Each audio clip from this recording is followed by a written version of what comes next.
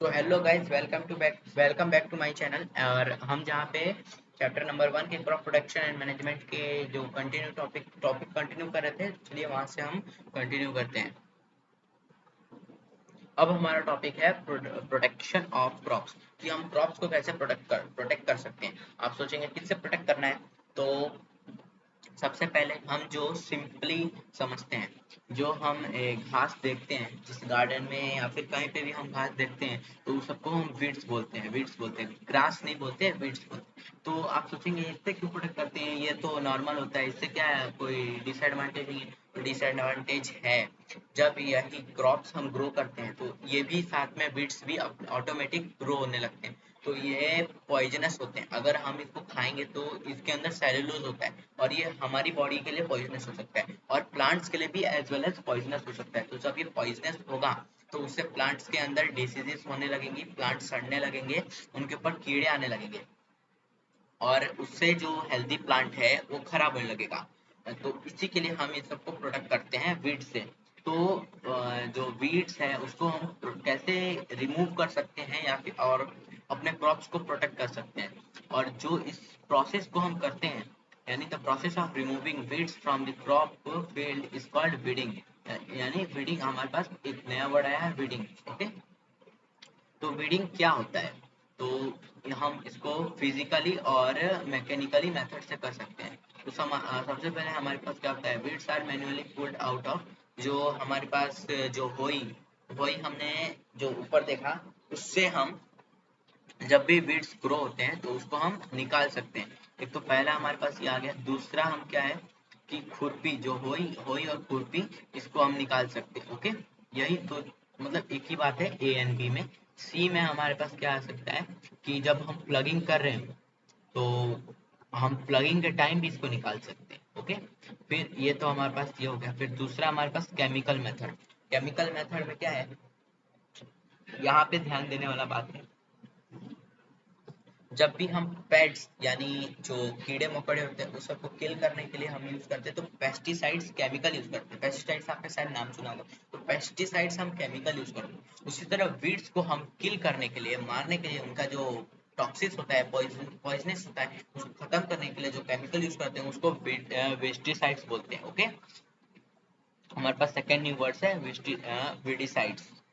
Okay, फिर ये सब में हम हमको एग्जाम, जब इसको यूज कर रहे हो तो हमें अच्छे से एकदम प्रॉपर सैनिटाइजेशन कर लेना चाहिए, जब करने से पहले और करने के बाद। सैनिटाइजेशन का मतलब तो अभी सबको पता ही होगा, कोरोना की वजह से। और इसके एग्जाम्पल्स हमको दिए गए हैं 2,4-D, और उसका फुल फॉर्म भी दिया गया है। ओके, तो आप मेरे ख्याल से एग्जांपल्स तो उतना पूछे नहीं जाते हैं कि केमिकल मेथड बता दो बस, तो एग्जांपल्स लिखने का कोई जरूरत नहीं है। फिर बायोलॉजिकली मेथड अपने पास एक ये बायोलॉजिकल मेथड है, आपने टू तो सुना ही हो, फर्स्ट एंड सेकंड तो सुना ही होगा कि हम हाथ से भी निकाल सकते हैं, और केमिकल तो बायोलॉजिकली मेथड जो नया अभी हम लोग के पास आया है, तो हम ये जानते हैं बायोलॉजिकल मेथड क्या है। Certain animals feed exclusively on the weeds and thus they can help us to control the spread of weeds। जो मैंने पहले बताया कि एनिमल्स जो हैं वो वीड्स को खाते हैं, हम ह्यूमंस उसको कंज्यूम नहीं कर सकते क्योंकि हमारी बॉडी उसके लिए बनी नहीं है। जो गाय, बुफेलो, गोट्स, हॉर्स, ये सब में आगे हमको सेवेंथ में पढ़ाया गया होगा कि सेल्यूलोज पचाने, जो इसमें सेल्यूलोज है पचाने के लिए स्पेसिफिक उनके अंदर ऐसा केमिकल या फिर ऐसा ऑर्गन मौजूद होता है जो उसको पचा सकता है। तो हमारे अंदर नहीं हो सकता है, तो हम एक बायोलॉजिकली मेथड ये है कि हम उसको मतलब जो है वो सबको चरना, हाँ चराना, यानी जो गाय भैंस है वो सबको चरने के लिए छोड़ देंगे तो वो चरने लगती है। फिर हमको अपने क्रॉप्स को बचाना है। दूसरा है हमारे पास पेट्स। पेट्स जो मैंने बोला कीड़े मकोड़े होते हैं, इंसेक्ट्स, और जो डिसीज फैलाते हैं, जो छोटे छोटे कीड़े होते हैं, मकोड़े होते हैं, तो उन्हीं को पेट्स बोला जाता है। ओके, तो इनसे बचाने के लिए हमारे पास दो मेथड है, एक तो सबसे पहला नेचुरल मेथड है, और दूसरा हमारे पास जो अदर मेथड्स, इसमें हमारा फर्टिलाइजर्स और जो केमिकल मेथड्स बोल सकते हैं। तो सबसे पहले हम क्या कर सकते हैं, the two keep strayed animals from the crops, यानी जो स्प्रे क्रो लगाते हैं तो इसमें हमारे पास काऊ, क्रो और पिजन, वो सब, और काऊ, बुफेलो, वो सबसे अपने क्रॉप को बचाने के लिए हम स्प्रे क्रो लगा सकते हैं। दूसरा है हमारे पास जो बैक्टीरियल और फंगल डिसीजेस होता है, तो जो हो जाता है, जैसे यहाँ तक के प्लांट को हो चुका है, ओके, तो इतने प्लांट को अगर ऐसे ही रहने देंगे तो बाकी प्लांट्स से भी फैल जाएगा। तो इतने प्लांट्स को हम कट कर देंगे, मतलब अभी नुकसान तो हो रहा है तो कट कर देंगे, तो बाकी प्लांट्स में नहीं फैलेगा, या फिर वो प्लांट्स को जला देंगे। फिर दूसरा जो हमने प्लगिंग के एडवांटेज में देखा था, डीप प्लगिंग से हम जो पेट्स के, जो पेट्स और इंसेक्ट्स के एग है उनको हम किल कर देंगे, तो जो पेट्स ही नहीं फैलेंगे तो हमारा जो क्रॉप है वो खराब ही नहीं होगा। उसके बाद हमारे पास आ जाता है सोविंग डिसीजेस रेजेंट, और जो सीड्स, सोइंग ऑफ सीड्स में जो आपके पास एक आया था कि अभी कुछ ऐसे भी सीड्स आ गए हैं जो डिसीज फ्री होते हैं, तो वैसे सीड्स का हम अगर उपयोग करेंगे तो हमारे पास पेट्स और उस सब की नौबत ही नहीं आएगी। फिर बर्ड्स को हटाने के लिए स्प्रे करो, पहले ही बता दिया है। फिर growing healthy plant in natural way, बहुत ऐसा मतलब कई फार्मर्स ऐसा करते हैं कि पहले ही फर्टिलाइजर्स का यूज कर लें, फर्टिलाइजर्स, मैन्योर्स नहीं, फर्टिलाइजर्स का यूज करने लग जाते हैं, तो उससे भी क्या है, क्रॉप को एक हानि पहुंचती है, तो हमें उसका यूज नहीं करना है। हमें मैन्योर मेथड, नेचुरल मेथड से यूज करेंगे तो उसको हानि नहीं पहुंचेगी, प्लांट्स को, क्रॉप्स को, तो पेट्स से अपने आप बचे रहेगा। तो ये हमारे हो गए natural ways to protect plants, okay. फिर हमारे पास अदर मेथड्स, इसमें हमारे पास केमिकल्स आ जाते हैं। तो यहाँ पे जो दिए गए हैं वो केमिकल्स के नेम है, ये प्रोसेस नहीं है, प्रोसेस नहीं है, ये केमिकल्स के नेम है, तो ध्यान रखेगा। पेस्टिसाइड्स, इंसेक्टिसाइड्स और रोडेंटिसाइड्स जो दिए गए हैं, ये प्रोसेस नहीं है, ये केमिकल के नेम्स है। पेस्टिसाइड्स जो पेस्ट को किल करने के लिए आते हैं, इसको हम स्प्रे में यूज कर सकते हैं। फिर इंसेक्टिसाइड्स जो इंसेक्ट्स को किल करने के लिए आते हैं, पेट्स को और इंसेक्ट्स को किल करने के लिए अलग अलग केमिकल्स आते हैं, तो आप पेस्टिसाइड्स में मत लीजिएगा कि इंसेक्ट्स को भी किल से कर सकते हैं। इस सबको खाली यहाँ लिखा है that kill only paste and do not harm the crop plant. और यहाँ और जब भी मैन्योर का क्या है, मैन्योर का आप कितना मात्रा में भी डालेंगे ना, उससे क्रॉप को कोई नुकसान नहीं होगा, लेकिन फर्टिलाइजर्स को अगर आप हद से ज्यादा, यानी लिमिट से ज्यादा अगर आप डाल देते हैं तो उससे क्रॉप को, क्रॉप प्लांट को नुकसान ही होने वाला है, ओके। जैसे गेम खेलने से ज्यादा नुकसान होता है वैसा ही। फिर इंसेक्टिसाइड्स हैं, इंसेक्टिसाइड्स यहाँ पे इंसेक्ट्स को किल करने के लिए हम इंसेक्टिसाइड्स का यूज करते हैं। इसमें हमारे पास इंसेक्टिसाइड्स का एग्जांपल दिया गया है HBC और डाइमोक्रोन, ये जो कुछ कॉमनली इंसेक्टिसाइड्स यूज किए जाते हैं। फिर यहाँ पे रोडेंटिसाइड्स, रोडेंटिसाइड्स क्या होता है, these are the chemicals that kill rodents. Rodents जो होते हैं वो सबको किल करने के लिए हमारे पास केमिकल दिया जाता है रोडेंटिसाइड्स। हाँ, नथिंग मोर टू एक्सप्लेन। फिर हम आगे बढ़ते हैं, which is our second last topic is harvesting. यानी जब हमने लैंड एक लिया, लैंड को अच्छे से फर्टाइल किया, उसको सॉइल ब्रेक डाउन किया, फिर उसके बाद हमने सीड लिए, सीड अच्छे से चुने, सीड को हमने उसमें बोए, फिर हमने उसको पानी दिया टाइम टाइम पे, उसको मैन्योर्स एंड फर्टिलाइजर दिया, बाद में हमने उसको अच्छे से इरिगेशन किया, फिर प्रोटेक्ट किया उसको पेस्ट और इंसेक्ट से, फिर वीड्स से। उसके बाद हमारे पास आता है, जब सब होने के बाद हार्वेस्ट, यानी फसल है उसकी कटाई आ जाती है। तो harvesting is the process of cutting and collecting the mature crop from the plant. अभी आप बोलेंगे हार्वेस्टिंग क्या होता है, तो हार्वेस्टिंग सिंपल, जब भी प्लांट जो मैच्योर हो जाते हैं, यहाँ पे मैच्योर, यहाँ पे इंपॉर्टेंट वर्ड मैच्योर, मैच्योर नहीं लिखेंगे तो ये डेफिनेशन कंप्लीट नहीं होगा। तो अभी कुछ डेफिनेशन आते ही हैं अभी 8th स्टैंडर्ड से, जिसमें कोई कोई वर्ड मैंडेटरी हो जाता है, इंपॉर्टेंट हो जाता है कि उसको लिखना ही है, वरना उसके बगैर डेफिनेशन कंप्लीट नहीं होगा। तो आप सब इसको ध्यान में रख के चलिएगा। तो जब हम लोग का हार्वेस्टिंग हो जाता है, हम इसको काट लेते हैं, तो हार्वेस्टिंग करने के बाद हम लोग के पास दो मेथड है, एक तो मैनुअल मेथड है एंड दूसरा is modern method which is use combine, okay.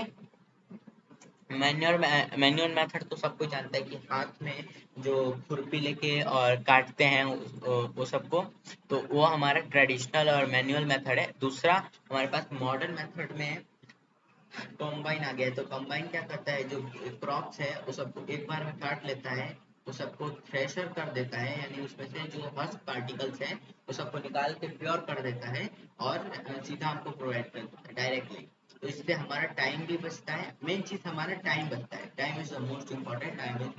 Time हमारा बचता है। तो मॉडर्न जितने भी मॉडर्न इम्प्लीमेंट्स हैं वो सब में से हमारा जो सबसे एडवांटेजियस है वो हमारा टाइम सेव होता है। अगर आपको बोले एडवांटेजेस ऑफ जो मॉडर्न फार्म इम्प्लीमेंट्स है, तो आप दो तीन पॉइंट्स में से तो टाइम का आप जरूर लिखेगा कि हमारा टाइम बचाता है ये। Okay, the next topic is इसमें जो थ्रेसिंग एंड विनोइंग है वो तो हम पढ़ते ही आ रहे हैं, तो आई थिंक पढ़ाने की कोई ज़रूरत नहीं है। ओके, फिर हम बढ़ते हैं आगे स्टोरेज की तरफ। अभी हमने फसल को काट लिया है, अब फसल को स्टोर करना है। तो आप बोलेंगे स्टोर करना है जैसा क्या है, एक बोरी में भर के रख देंगे। तो बोरी में भर के रखना ही यही छोटी छोटी चीज से हम गलतियां कर बैठते हैं। तो हमें गलतियां नहीं करनी है, इसके बारे में हमें पहले जानना है। जब सीजनल क्रॉप जब कट जाते हैं तो हम उसको एक जगह पे स्टोर करते हैं। तो स्टोर कर सीरियल्स को हम लॉन्गर टाइम के लिए स्टोर कर रखते हैं। जो सीरियल्स होते हैं उन सबको हम लॉन्गर टाइम के लिए और फ्रूट्स क्या होते हैं, फ्रूट्स जैसे आज हमने खरीदे, 2 दिन बाद वो सड़ने लगेंगे, डिकम्पोज होने लगेंगे, उनके अंदर से बदबू आने लगेगी, खराब हो जाएंगे। तो यही दोनों में फर्क है। तो हम जो क्या करते हैं, सबसे पहले हमको जैसे कोई भी क्रॉप्स दिया है तो सबको अच्छे से सन में ड्राई करना है। सन उससे क्या होगा, जो उसके अंदर माइक्रो ऑर्गेनिजम्स बैक्टीरिया हैं वो जो सन का अल्ट्रावायलेट रे है उससे जल के मतलब खत्म हो जाएंगे, उसमें से सूख जाएंगे उनमें से। और जो मॉइस्चर कंटेंट रहेगा, मॉइस्चर में ही बैक्टीरिया और ये बैक्टीरिया पनपने लगता है। तो उससे क्या है, जब बढ़ने लगेगा तो जो फसल हमने काट के रखी है वो खराब होने लगेगी। तो हमें पहले उसको अच्छे से ड्राई कर लेना है। और जो गोडाउन्स हैं उनके भी, जैसे गोडाउन है बहुत बड़े बड़े गोडाउन, वो सब के अच्छे से साफ सफाई रखनी है, वहाँ पे भी गंदगी नहीं रखनी है। तो उस सबसे क्या है, जो मेन चीज, अगर कहीं पे भी मॉइस्चर कंटेंट होगा तो उसके उसके बाद वहाँ से माइक्रो ऑर्गेनिज्म प्रोड्यूस होने लगेंगे। तो हमें उस चीज़ को सैनिटाइजेशन और हाइजेनिक और उसको ड्राई करके रखना है। जो भी क्रॉप्स है हमारा उसको ड्राई करके रखना है। ओके, सेम थिंग, बस इतना ही है। उसके बाद लास्ट हमारा टॉपिक है ह्यूमन एनिमल हस्बेंड्री। जो हमने तो ये अभी एग्रीकल्चर में हमारे पास सिर्फ प्लांट्स ही नहीं एनिमल्स भी आते हैं। डोंट फॉरगेट, एनिमल्स भी हमारे पास एग्रीकल्चर में कंसीडर किए जाते हैं। तो हमारे पास एनिमल हस्बेंड्री में क्या है, the branch of science that deal with breeding of and raising of domestic animals on a large scale is known as animal husbandry. तो जैसे एग्रीकल्चर है, जब भी कोई प्लांट्स को लार्ज बेस पे ग्रो किया जाता है तो उसे एग्रीकल्चर बोलते हैं। उसी तरह एनिमल हस्बेंड्री क्या होता है, लार्ज बेस पे जब डोमेस्टिक एनिमल्स को ब्रीड किया जाता है, उनको बड़ा किया जाता है, तो उसे एनिमल हस्बेंड्री बोलते हैं। एनिमल हस्बेंड्री से हमको क्या क्या जो मिलता है, एक तो सबसे पहले मिल प्रोड्यूसिंग होते हैं जिससे हमको, जिनको हम मिलेज एनिमल बोलते हैं। मिलेज इज द न्यू वर्ड। मिलेज हमारे पास नया वर्ड आया है, जिसमें हमको दूध मिलता है, बटर मिलता है, और घी मिलता है, चीज मिलता है, क्रीम मिलता है, कर्ड मिलता है। तो ये सब मिल्क प्रोडक्ट्स हैं, मिल्क प्रोड्यूसिंग एनिमल्स हैं, से मिलता है, और उस सबको हम मिलेज बोलते हैं। ओके, फिर पोल्ट्री। पोल्ट्री में अपने पास आ जाते हैं बर्ड्स। बर्ड्स में हमारे पास hen, duck, geese and turkey. एक पोल्ट्री से हमको मेन दो चीज मिलती है। सबसे पहले is egg and the second is meat. Meat और चिकन। ओके, तो दो चीज हम लोग को मिलती है जब भी हम मतलब आप समझ गए होंगे कि हैन और डक और ये सबको रखते हैं। तो हैन से हमको एग मिलता है और हैन को मीट और जो मिल ही जाता है। ओके, फिर हमारे पास फिशरीज। फिशरीज नया वर्ड आया है, फिशरीज। अभी यहाँ पे बहुत सारी जगह पे फिश, जो साइंटिस्ट होते हैं वो फिश के ऊपर हर टेस्ट करते रहते हैं, तो इधर से ही उनको उठा के ले आते हैं फिश को। ओके, तो फिश जब लार्ज स्केल पे उनको प्रोड्यूस किया जाता है तो उसे बोलते हैं एप्रीकल्चर। उसको बोलते हैं पिशीकल्चर, सॉरी पिशीकल्चर बोलते हैं। जब फिश को लार्ज स्केल पे रेज किया जाता है तो उसे बोलते हैं फिशीकल्चर। और उसी तरह एक है हनी बी। हनी बी, आप सोचेंगे हनी बी को क्यों, तो हनी बी को तो हनी के लिए ही करते हैं। तो हनी बी को जब एक लार्ज लार्ज नंबर पे जब उनको हनी ऑब्टेन करने के लिए जब किया जाता है तो उसको बोलते हैं एप्रीकल्चर। एग्रीकल्चर बोलते हैं। और ये सब जो हनी का बहुत सारा यूज है हम लोग की डेली लाइफ में, हम लोग के हेल्थ के लिए, ह्यूमंस के लिए, और भी बहुत सारा चीज। ओके, और उसके बाद तो यहाँ पे एक्सप्लेनेशन हमारा ओवर होता है। और मेन चीज यहाँ पे कंसेप्ट मैप है। कंसेप्ट मैप मैं एक बार आपसे क्लियर कर देना चाहूंगा। लास्ट में सारा चैप्टर खत्म होने के बाद कंसेप्ट मैप जो है वो क्लियर करना बहुत जरूरी है, ताकि एक बार शॉर्ट रिवीजन हो जाए। तो हमने एग्रीकल्चर जाना। ओके, जब भी कोई प्लांट या एनिमल्स को अपने यूजफुल प्रोडक्ट्स के लिए लार्ज स्केल पे ग्रोन किए जाते हैं तो उसे एग्रीकल्चर बोलते हैं। फिर एग्रीकल्चर प्रैक्टिसेस में हमारे पास आ जाता है प्रिपरेशन ऑफ सॉइल। इसमें हमारे पास दो मेथड है, एक लेवलिंग एक प्लगिंग। प्लगिंग में हमारे पास तीन इक्विपमेंट्स हैं, एक तो प्लग, दूसरा होई, एंड तीसरा is modern method which is tractor और कल्टीवेटर। फिर लेवलिंग में हमारे पास लेवलर आता है, तो सॉइल को लेवलिंग किया जाता है। फिर selection and sowing of seed. फिर हमारे पास seed drill, broadcasting, traditional method, और जो ट्रांसप्लांटेशन। ओके, फिर एडिंग मैन्योर्स एंड फर्टिलाइजर्स। तो फर्टिलाइजर्स इसका जो मेन, इससे हम लोग का एडवांटेज क्या होता है, जो सॉइल फर्टिलिटी वो बढ़ता है, और जो उसमें पेस्ट्स और वो होते हैं वो सब खत्म हो जाते हैं। फिर इरिगेशन। इरिगेशन में क्या है, इरिगेशन में हमारे पास दो मेथड है, ट्रेडिशनल मेथड है, एक हम हाथ से कर सकते हैं, दूसरा हम एनिमल्स की मदद से ही कर सकते हैं। फिर हमारे पास मॉडर्न मेथड में आ जाता है स्प्रिंकल सिस्टम और ड्रिप इरिगेशन सिस्टम। तो ये मॉडर्न मेथड में तो आपको ये दो कंफर्म पूछेंगे ही कि मॉडर्न मेथड आप हमको एक्सप्लेन कीजिए, तो आपको ये दोनों एक्सप्लेन करना है। मैंने, आप चाहे तो अगर आप कमेंट में लिखते हैं कि पीडीएफ में पूरा डाल दूँ लिंक डिस्क्रिप्शन में, तो मैं डालूंगा और इससे आप समझ सकते हैं। या फिर जब मैं तीसरा पार्ट लाऊंगा इस चैप्टर का, तो उसमें मैं इंक्लूड कर दूंगा वगैरह डेफिनेशन और वो सब।